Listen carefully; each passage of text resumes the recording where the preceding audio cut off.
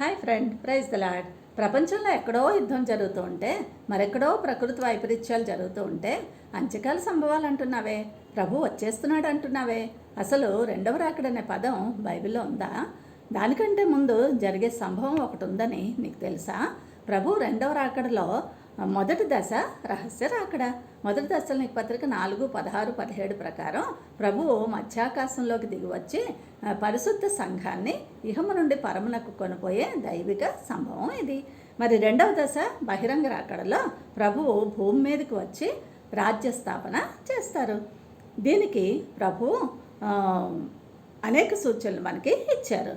దేవుని రాకడ బహు సమీపంగా ఉందంటున్నావే, మరి సిద్ధపాటు ఏమైనా ఉందా? చెక్ చేసుకో. ముందుగా యోహాను 3:18 ప్రకారం అవిశ్వాసిగా ఉన్నావా? జాగ్రత్త. ప్రకటన 9:20 బట్టి నీకు మారు మనసు లేదా? ఎఫెసీ 2:1 ప్రకారం పాపంలో ఉన్నావా? మరి మత్తయి 10:33 బట్టి యేసును ఎరుగను అంటున్నావా? మరి ప్రకటన 24 ప్రకారం అపవాద ముద్ర కలిగి ఉన్నావా?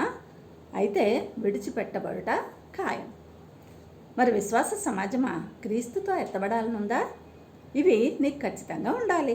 మొదటిది రక్షణ, అనగా మారు మనసు పొంది క్రీస్తును స్వంత రక్షకునిగా అంగీకరించి దేవుని సంఘంలో చేరాలి.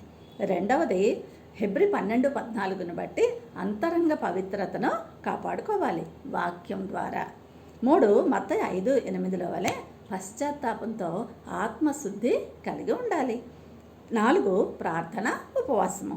ఇవి మనకు ఆధ్యాత్మిక బలాన్నిచ్చి విజయపథంలో నడిపిస్తాయి. 5 లేఖనాలను ధ్యానించడం. దేవుని వాక్యం పరిశుద్ధాత్మ ప్రేరితం కదా, నీ హృదయంలో ఉంచుకుంటే వర్ధిల్లుతావు. 6 ప్రభు అనుకొనని గడియలో కదా వస్తారు, అందుకే అప్రమత్తంగా ఉండాలి. ప్రార్థనలో మెలకువగా ఉండాలి. 7 దేవునికి ప్రథమ ప్రాధాన్యతను ఇవ్వాలి.